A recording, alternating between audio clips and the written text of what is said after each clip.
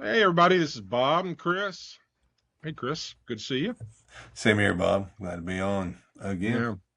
Yeah, yeah, we're going to do another one of our quick picks, but soon to be renamed. That's We'll right.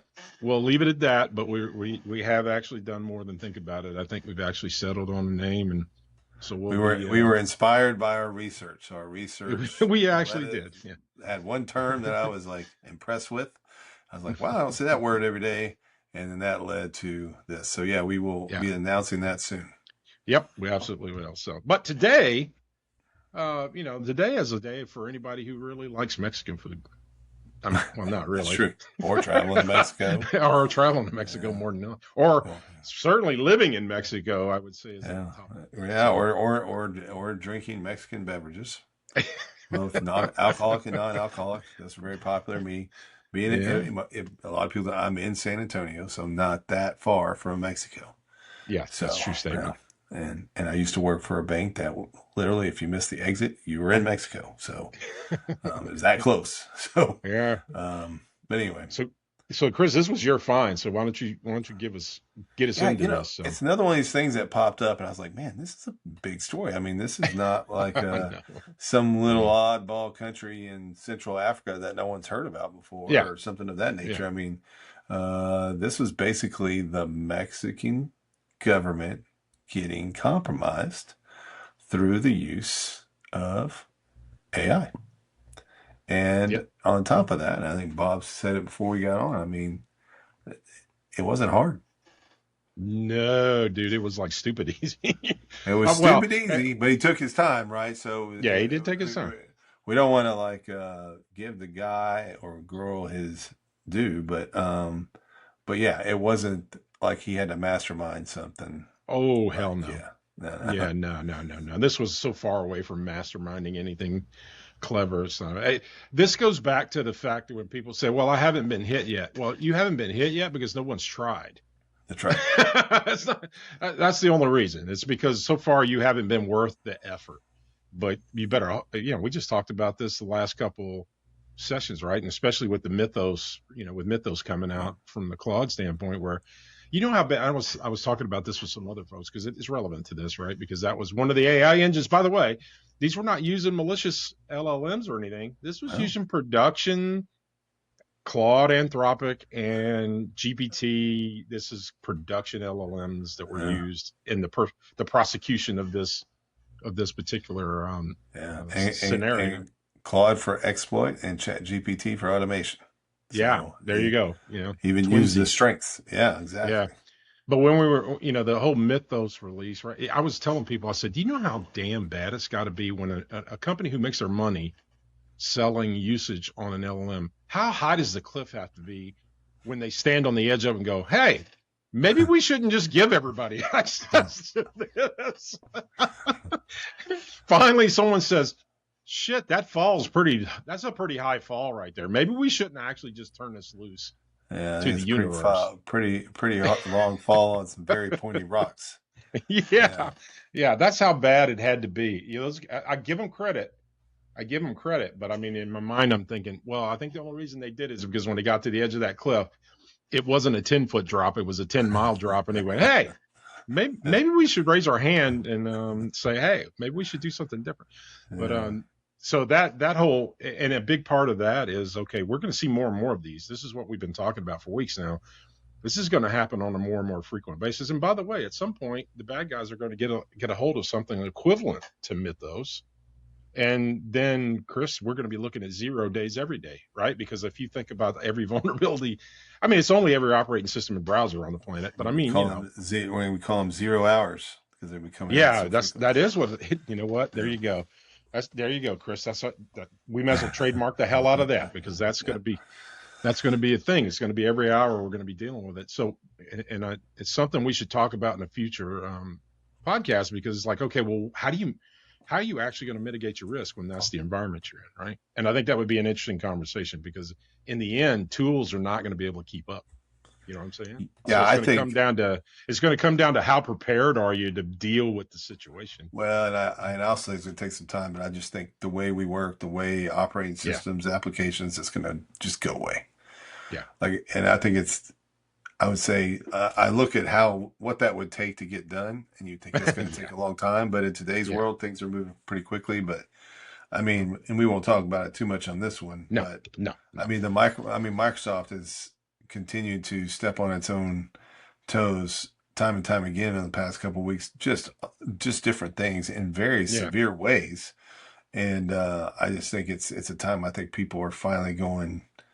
This whole excuse that we have to use Windows is no, we can't use it any longer. And I just think that the way SaaS applications and everything are going to behave is going to be a much different world, and it's going to change the dynamics. Not to say there won't be vulnerabilities or whatever, but I just think it won't be the same. yeah. It'll be Well, simpler from us to secure from a than it is today with just the way computing is done today.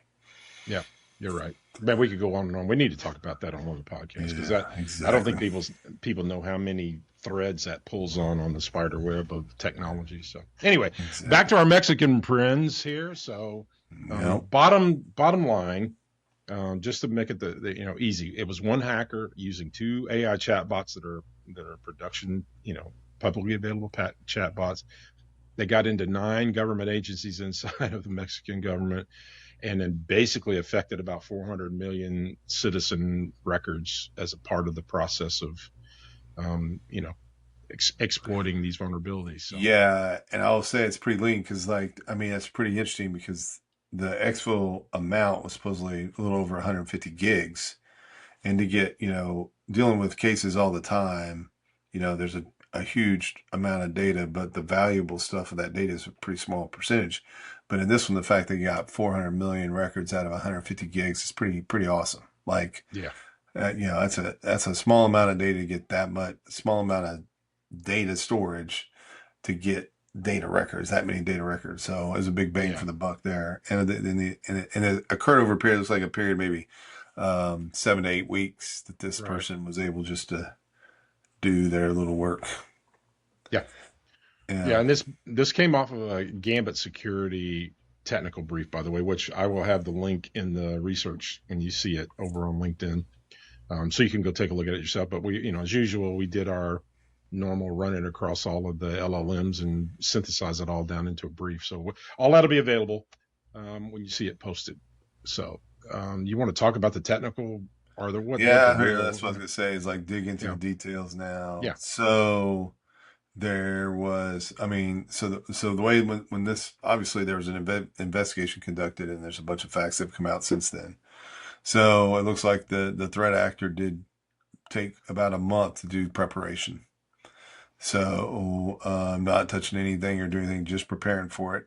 Claude code initialized and 156 pre-approved command patterns created. 1,000 and a 1,084 line penetration cheat sheet was authorized.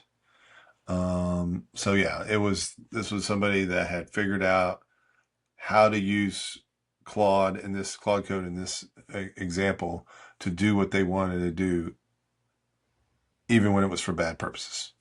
yep, Yeah. And then you get into on the 27th of December, you get the framing and the persistent prompt injection. So the attacker tells Claude this is an authorized bug bounty work. So we've kind of touched upon this before, and other people have mm-hmm, too. Is like, hey, look, oh, what you're doing is bad.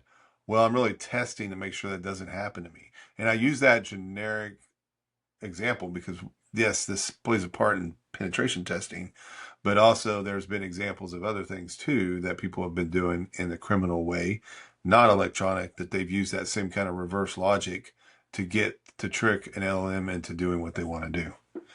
And sometimes those LMs will do what they want to do even without you asking them to. So, and then Claude asks for verification and refuses to generate the anti-forensic rulebook.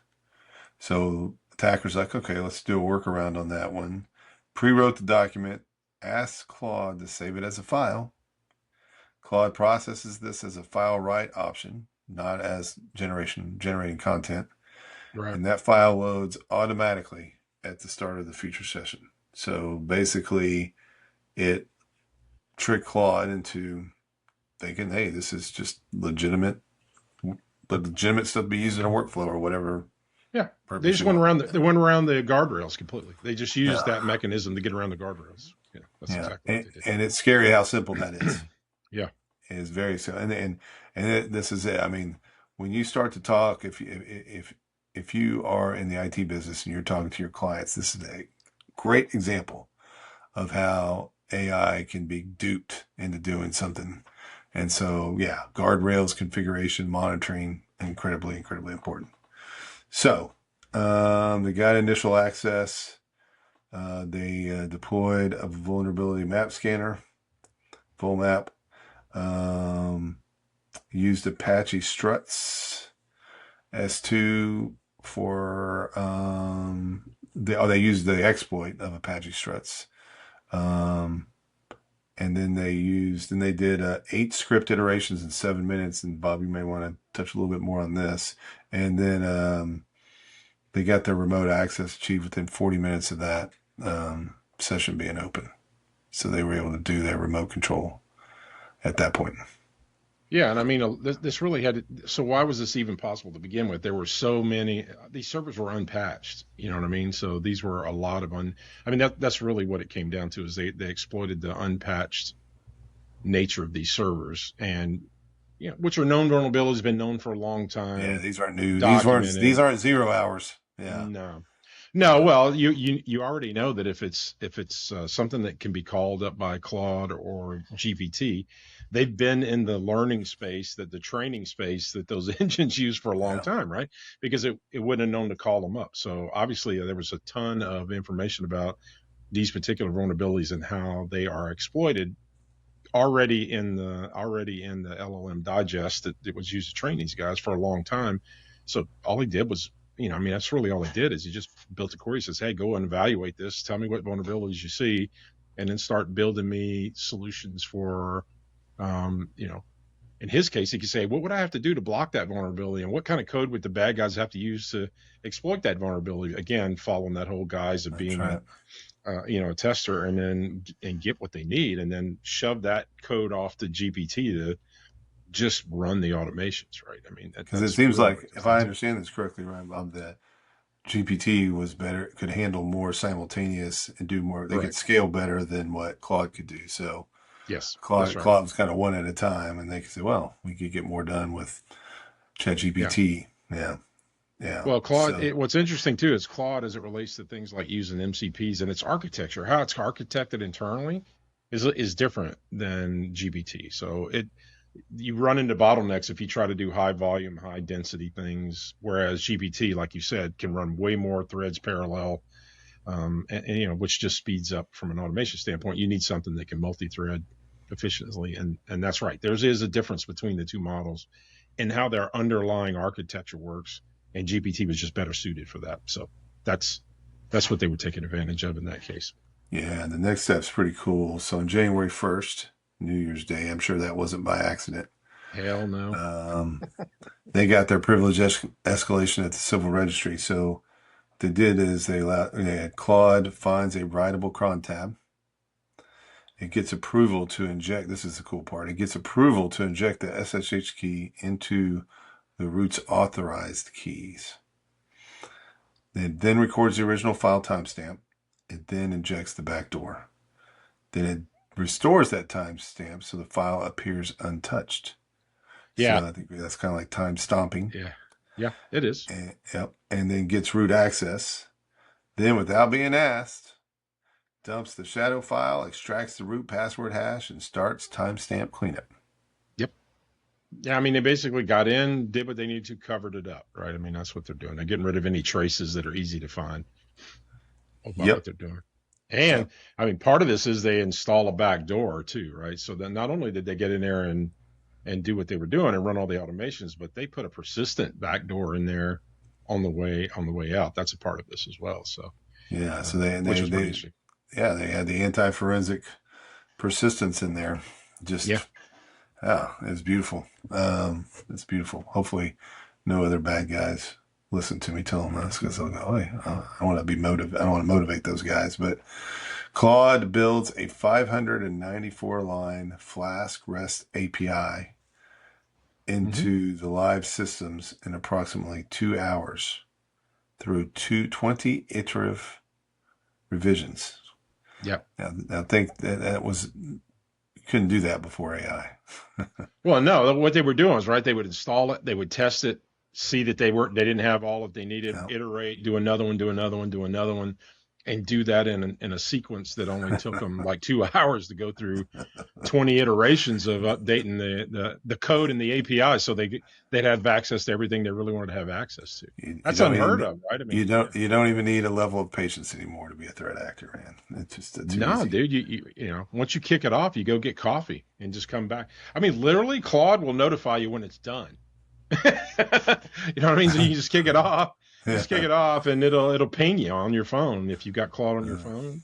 It'll ping you. Yeah. Say, oh, by the way, Claude's waiting for your input, which means it finished whatever the hell you sent it off to go do.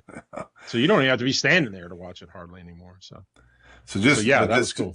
and this just was not data exfiltration, right? Because they deployed a document forgery service Yeah. on top of this thing, and then that gave external people the ability to access that forgery service and create forged documents.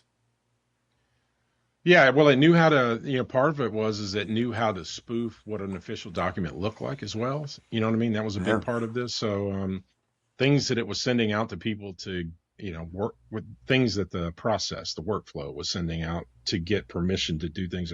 It was sending documentation that unless you actually knew what you were looking at, you wouldn't be able to tell the difference between the Yeah. two. And who literally knows what the stationery of the U.S. government really looks like in any given situation, right? I mean, it's not something that we pick up by looking at it. So, Yeah. they didn't even have to be really, they just had to be close in that situation. Yeah, and Yeah. that's really it. So again, what's interesting, it's what to go back is this did take some Yep. time. It did take some planning. It did take, you're not a dummy, but at the same time, they're just leveraging existing tools, allowing those existing tools to find the vulnerabilities, then exploit the vulnerabilities, and then automate the exploitation of the vulnerabilities, Yep. and then continue to leverage those tools to do other stuff with this environment. And again, Right. this is where Bob and I were like, "Hey, like this is Mexico, man. Like, and this is 400 million records of 400 million individuals whose records, and I'm sure there were multiple records across those Right. agencies. So, and while we're trying to figure this out, I mean, of the 400 million in Mexico, what would be the impact, right? Yep. And who knows? And no one's really commented on that. I don't think is like what impact does this have? I mean, if you're a healthcare institution, you have an idea of the impact, but Yeah. you're a federal government in Mexico and you're a Mexican citizen. I don't know what the impact is. I don't know if Yeah. somebody will find that information valuable. They can use it against you.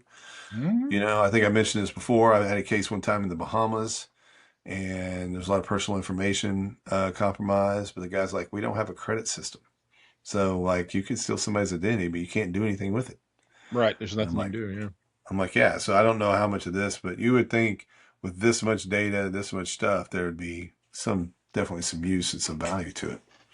Yeah. Well, I But think about it in terms of because I'm in Louisiana. I live in Lafayette, Louisiana, and our government, our Department of Motor Vehicles, went through the Move It oh yeah, incident, right? And so it's the first time in history. It was the first time that a data file was lost with a driver's license, social security number, and home address and phone number all in one file. a nice little And bundle they, package. yeah, so in that one pull, they got every critical piece of information from that one department for every driver in Louisiana. So everybody dealt driver, anybody who had a driver's license. And when So they were look when the threat actor was looking through, they was like, "Man, this guy looks just like this guy. Looks just like this woman. Looks just like." Then they say, "And man, it's amazing how these many people all people look have. alike. They all look alike, and they only all have about 5 teeth." Yeah, I know. Yeah, and So they're all in with an X. Every last name ends with an X. yeah, exactly right. And they Yeah. all have So, criminal records. No, not really, but anyway. so the interesting thing about this one is even though the data was, the data was actually, exfiltrated and snippets of it have been put out on the dark web. The departments who were not all the departments have admitted that they were compromised. They're basically saying, I don't know what you're talking about. We didn't get compromised. Well, the That I'm data not surprised. yeah, the Yeah. data you actually are safeguarding is literally available out there to look at. So I don't care if you're going to admit it or not. That's the truth of the matter. So it's, I think every government to some extent, has that sort of immediate reaction. Like we don't want everybody in the universe to know we lost everything that was important to them. Yeah, But exactly. again, And no one's the going to extent be. of this, the Yeah. extent of this is what's staggering to me is how, Yeah. that's a lot of departments, nine major departments inside of the Mexican state, Mexican federal government. That's a Yeah. lot. It makes you what steps they take after this, right? Yeah. Like, you know what I mean? It just, if any, I mean, that's crazy. Yeah. But yeah, I mean, I guess we jump to kind of our report on the LLMs Yeah. We that can do we've that. used for research. Sure. You know, Bob, you You want want to take to it? start it Yeah, up? Yeah, no, I'll you start can. out. Yeah. Well, Yeah. so here's where they all agreed. And again, the reason we do this, just to remind everybody, is that we use LLMs to fact check each other. That's part of the process that we go through. So we take that URL, we run it through an analysis prompt. We run it on every engine, and we get what comes back from that. Then we put all of those reports into Claude, and we say build us an executive summary, and it does that, and then it gives us also our run of show report, which tells us the things that those LLMs had in common and what they did not have in common, because it's always interesting to us to know, okay, what LLM, how do these LLMs behave related to one another when you look at them as a total group. So where they all agreed, so all five of them agreed that it was a single operator. It was just two publicly available AI platforms. It did touch nine organizations. It's a watershed AI misuse event just because of the fact that, again, all they did was use public. It wasn't like they were exploiting any vulnerability in the AI side of things. They weren't. They were using them for what they are available to use for, which is to seek solutions to problems. And they basically took known vulnerabilities, and that's how they went about doing this. So all five identified the persistent prompt injection as a big part of the operation because that was important for how it worked. And it's really a kind of a key pivotal point in the whole process. All five recommended this is good. All five of them recommended patching, which, by the way, probably a human said that before. So here's what in case we don't know what we're talking about, here's what the LLM suggests: patching, segmentation, credential rotation, and end of life system remediation as a core defense response. And I'm Those going, are hey, novel concepts. wow, yeah. I mean, it's almost like if I had ever heard it said that way, maybe I would be better than what I actually am. So, in other words, the LLMs match every cybersecurity professional in the entire planet their immediate impression of what needs to be done to try and at least mitigate the possibility of a risk this large, right? And the consensus has such a high confidence factor on all of those elements that it was measuring against that the forensics are all solid on this. So that's where they agreed. So you want to touch on the divergers, the ones where it didn't agree? You want to do that? Yeah, we'll talk where they kind of in a good way. Well, number one is um, ChatGPT is the only one that flagged that there may be a discrepancy between how many agencies were involved. So there was some reports out there as 10. 9 looks like it was the actual number, but ChatGPT basically said it's an unresolved reporting variance. Yeah, remember So, we've talked about that before. Like GPT is going to uh, be very, very much shy unless it can validate empirically an exact number. So it's not going to take hearsay and go on it. So that matches up with GPT's behavior to date when we run these analysis. It's only going to agree with what it feels like is factually validated. It's only so that makes sense. yeah, it makes perfect sense. And then I think some of the other stuff on here was our Perplexity had the broadest source set, used Bloomberg, LA Times, UpGuard, and was the only model to note that some affected agencies disputed or denied aspects of the breach, which is we did Yep. talk about that. And Right. so, and that's interesting in itself in that they all did not have a consistent message about what happened. It did Yeah. vary between agency to agency. Grok Yep. had the cleanest MITRE ATT&CK coverage and correctly noted that forgery script was not written inside Claude code sessions. This technical detail distinguishes Claude's role from the full attacker toolkit. Yeah. Yeah. So it's interesting that Grok was the one that kind of picked up and brought that to light, but it's pretty important, especially Yeah. if you're trying to Yeah. understand how this thing worked and you're trying to say, Absolutely. hey, I want to make sure this doesn't happen to me. Gemini described containment actions as confirmed completed when the public record only supports them as inferred from attack mechanics. The government has not made comprehensive public statements at all.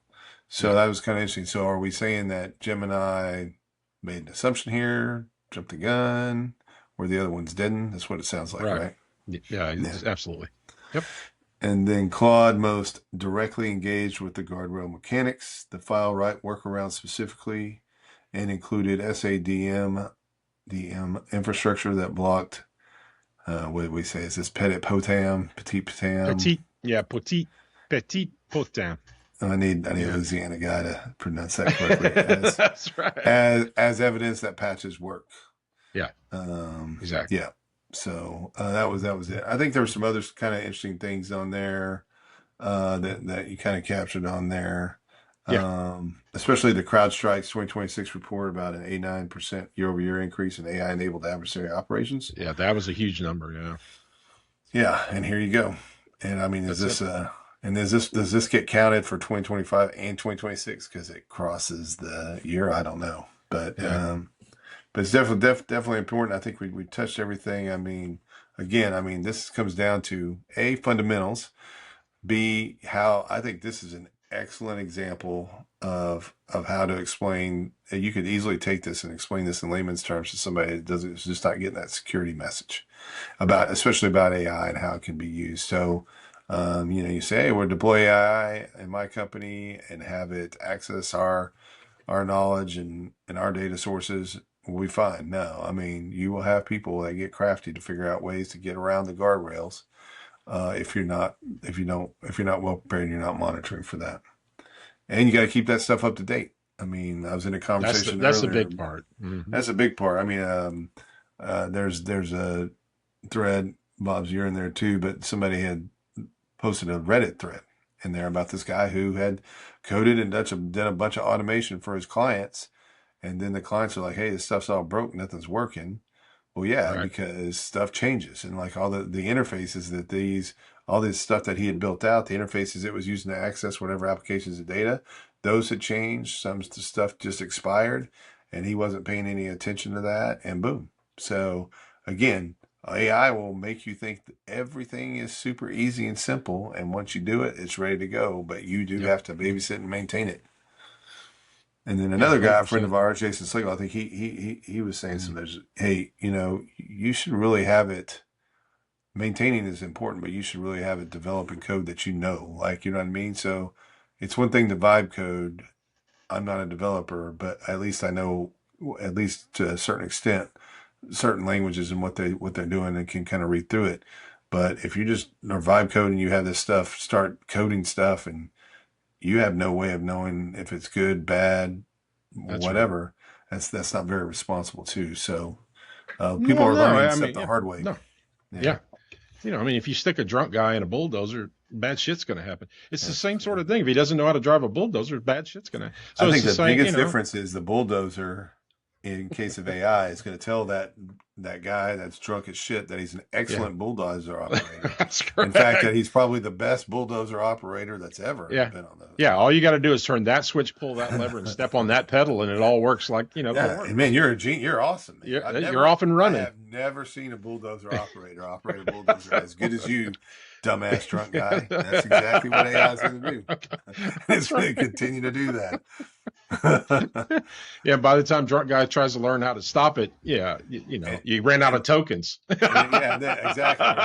And if the bulldozer goes, well, you're drunk, I'm not going to let you drive this. Drunk guy goes, well, tell me what you would do if I wasn't drunk just so I can know if I wasn't drunk. Okay, well, we'll go ahead and let you do it that way. Yeah, tell So, me yeah, what that's not to do so I don't accidentally do it. Yeah, exactly. maybe we should now I'm thinking we'll make a children's book about a bulldozer driver, but it's just a huge analogy to AI.